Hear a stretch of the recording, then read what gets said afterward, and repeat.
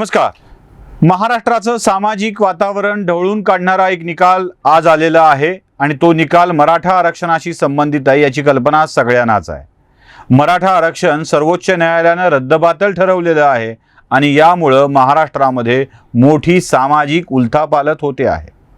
ही उलथापालथ आता पुढे काय रंग आणणार आहे याची कल्पना नाही आहे, पण महाराष्ट्रातला प्रत्येक नागरिक संयमी असल्यामुळं याच्यात काही वाईट पडसाद उमटणार नाहीत याची खात्री महाराष्ट्रातल्या प्रत्येक माणसाला आहे. या केसचा राजकीय अंगाने विचार होत असला तरी सुद्धा नेमकं झालंय काय, कोणकोणते प्रश्न उपस्थित होत आहेत आणि यातली प्रमुख मुद्दे काय काय आहेत याचा विचार करणं आवश्यक आहे. खरं तर आताच्या स्थितीमध्ये शिक्षण किंवा अन्य गोष्टी एवढ्या कठीण झालेल्या आहेत की त्या स्थितीत एखाद्या समाजाला आरक्षण मिळून शिक्षण किंवा नोकरी मिळणं हे आवश्यक बनलेलं आहे आणि महाग शिक्षणामध्ये तर विशेषतः सवलतीच्या दरामध्ये शिक्षण मिळणं ही खूप आवश्यक गोष्ट झालेली आहे. मुळात या सगळ्या मागण्या होतात त्या शैक्षणिक नोकरीच्या सुविधा मिळण्यासाठी देशातल्या राज्यातल्या सरकारांनी या सुविधा उपलब्ध करून दिल्या. शिक्षण स्वस्तात किंवा मोफत उपलब्ध करून दिलं तर अशा स्वरूपाच्या आरक्षणाची मागणी कुणालाच करावी लागणार नाही. यासोबतच रोजगार निर्मितीचा प्रश्नही मोठा आहे. चला तो विषय खूप लांबचा आणि धोरणांचा आहे, आपण या केस संबंधी बोलूया. या निकालानंतर काही प्रश्न जाणीवपूर्वक उपस्थित होत आहेत, ती प्रश्नही बघितली पाहिजेत आणि या निकालाचे मुद्देही बघितले पाहिजेत. या निकालासंदर्भामध्ये ही केस चालू असताना सरकारला गांभीर्य नव्हतं असा एक आरोप होतो आहे. दुसरा आरोप होतो आहे की या प्रकरणामध्ये वकील चांगला देण्यात आला नव्हता. तिसरा आरोप होतो आहे की अन्य राज्यातलं आरक्षण टिकतं आणि महाराष्ट्रातलंच का जातं. चौथा प्रश्न उपस्थित होतो आहे की यामुळं EWS म्हणजे आर्थिक मागास वर्गाचं आरक्षण टिकणार आहे का. याच प्रश्नाच्या अनुषंगाने आता आपण पुढच्या गोष्टी सगळ्या बघणार आहोत.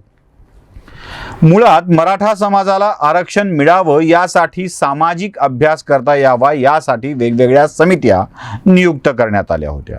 अगदी राणे समितीपर्यंतच्या समित्या आपण सगळ्यांनी बघितलेल्या आहेत. न्यायमूर्ती गायकवाडांच्या अध्यक्षतेखाली गायकवाड समिती नियुक्त करण्यात आली आणि या गायकवाड समितीनं राज्यातला मराठा समाज हा आर्थिक, राजकीय, सामाजिक, शैक्षणिक अर्थाने मागासलेला आहे असा निष्कर्ष काढला आणि हा निष्कर्ष गृहीत धरत तेव्हाच्या राज्य सरकारने मराठा समाजाला आरक्षण देण्याचा निर्णय घेतला. पुढे राज्यातील हायकोर्टाने याबाबत आकडा कमी करावा असं सांगितलं आणि मग राज्य सरकारने आरक्षणाची टक्केवारी कमी करत आरक्षण लागू केलं. आता हायकोर्टामध्ये जेव्हा याला आव्हान दिलं गेलं तेव्हा हेच आरक्षण हायकोर्टाने वैध ठरवलं आणि पुढे याच आरक्षणाला सुप्रीम कोर्टात म्हणजे सर्वोच्च न्यायालयामध्ये आव्हान देण्यात आलं. आता सुरू झाला या आरक्षणाच्या वैधतेचा खेळ. यामध्ये अनेकांनी सहभाग घेतला. काही लोकांनी हे आरक्षण नको म्हणून याचिका केल्या, काही लोकांनी हवंय म्हणून याचिका केल्या. ते किती आहेत, कोण कोण आहेत यावर आपल्याला जायचं नाही आहे, पण सुप्रीम कोर्टामध्ये स्टे मिळाला आणि स्टे मिळाल्यावरती या आरक्षणाबाबतची प्रक्रिया सुरू झाली. आता आपण पहिल्या आरोपावरती येऊया. राज्य सरकार गंभीर होतं का आणि वकील चांगले होते का. मला एक गोष्ट महत्त्वाची आठवण करून द्यायची आहे की निशांत कात्नेश्वरकर नावाचे स्टँडिंग तिथले वकील होते जे तिथं काम बघायचे. त्यांनी मधल्या काळामध्ये एक प्रेस कॉन्फरन्स घेतली, स्टँडिंग काउन्सिल त्याला म्हणतात. त्यांनी एक प्रेस कॉन्फरन्स घेतली आणि त्या प्रेस कॉन्फरन्समध्ये एक आरोप केला होता की महाधिवक्ता जे आहेत राज्याचे कुंभकोणी, आशुतोष कुंभकोणी, हे या केसमध्ये गंभीर नाही आहेत. अगदी या केसमधल्या सुनावणीला सुद्धा ते उपस्थित राहत नाहीत. त्यांना या केसचं गांभीर्य नाही असा कात्नेश्वरकरांनी आरोप केला होता. पुढे हाच आरोप कुंभकोणी यांनी फेटाळून लावला.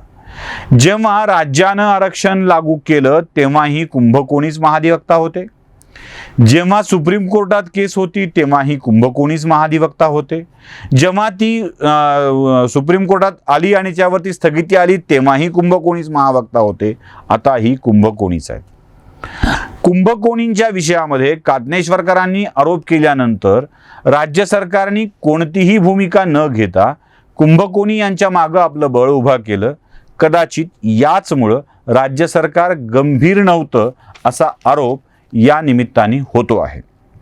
कुंभकोणी खरंच गंभीर होते का की नव्हते, या प्रश्नाचं उत्तर एवढंच सांगता येईल की कोणताही वकील अशी केस खूप गांभीर्यानं लढत असतो. त्याला हरावं असं अजिबात वाटत नसतं अथवा त्याचा हेतूही नसतो. त्यामुळं वकिलांनी ही केस अत्यंत कौशल्याने लढली नाही असा आरोप इथे निरस्त होतो, निराधार होतो. आता पुढचा मुद्दा येतोय तो म्हणजे सरकारचा. तर सरकारला गांभीर्य असतं तर सरकारने याबाबत कात्नेश्वरकरांचा आरोप गांभीर्यानं घेत काही बदल नक्कीच केले असते. ते केले नाहीत म्हणून सरकार गंभीर नव्हतं असं वाटू शकतं.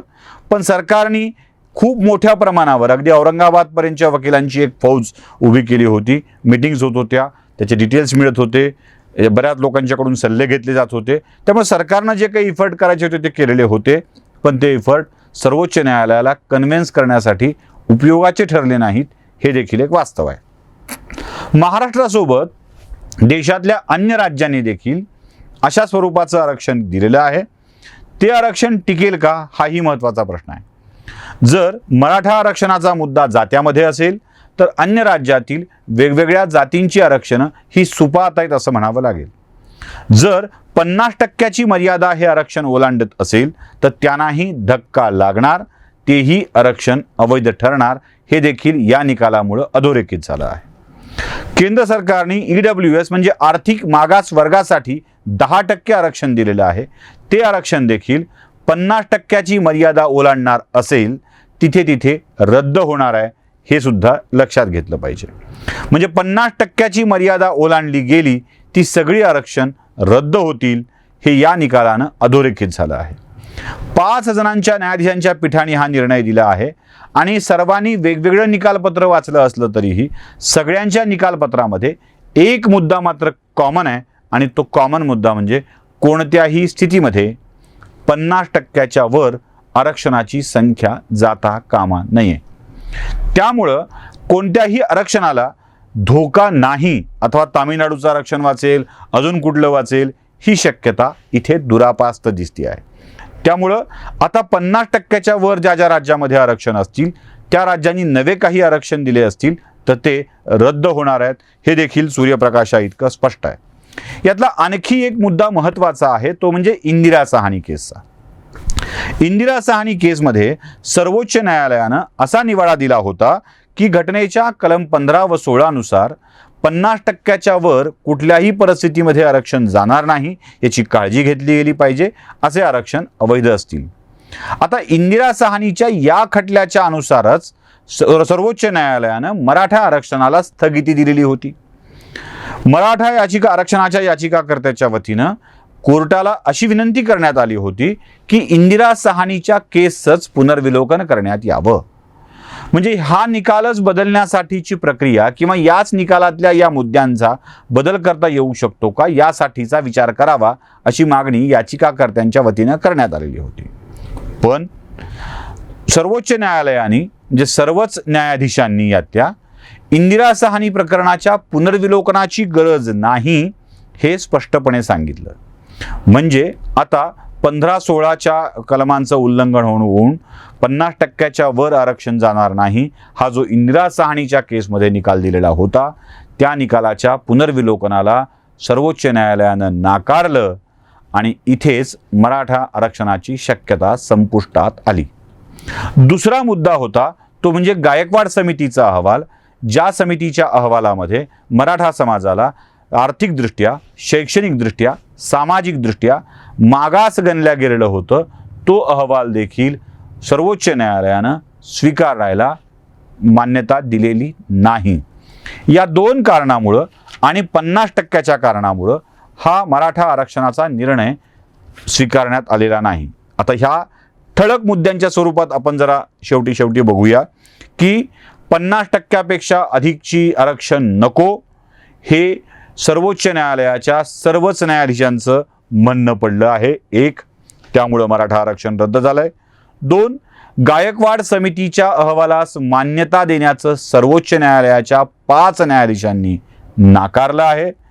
त्यामुळं हे मराठा आरक्षण रद्द करण्यात आलेलं आहे.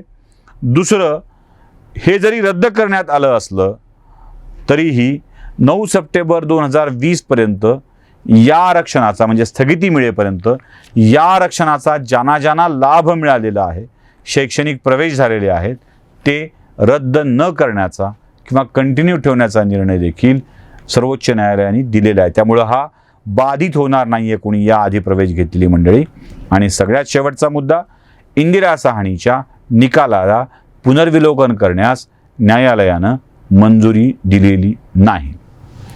या मेरिट्सवरती हा खटला चाललेला आहे. बाकी चर्चा ज्या होत्या त्या फक्त राजकीय स्वरूपाच्या आहेत. इंदिरा साहनीच्या प्रकरणाची पुनर्विलोकनाची गरज सर्वोच्च न्यायालयाला पटवून देण्यात सरकार आणि याचिकाकर्ते अपयशी ठरलेत, हे असं आहे का? किंवा राज्य सरकारच अपयशी होतं का? हे सगळी असंख्य प्रश्न अशा स्वरूपाची विचारल्या जातील. पण आज सर्वोच्च न्यायालयाचा जो निर्णय आलेला आहे तो महाराष्ट्राच्या समाजकारणावर, राजकारणावर दूरगामी परिणाम करणारा आहे. आणि हा परिणाम काय असेल ते येणारा काळच ठरवेल. तूर्तास आपण इतकंच बोलूया. या संबंधीची अधिक माहिती जेव्हा मिळेल तेव्हा आपल्यासमोर येईलच. प्रश्न संपलाय असं अजिबात नाही. पुनर्विलोकन याचिका, रिव्ह्यू पिटिशन यामध्ये करता येऊ शकते. ती कोणी करणार आहे का? ती करणार असेल तर आणखी काही दिवस तरी मराठा आरक्षण कायम राहण्याची आशा जिवंत राहू शकते. नमस्कार.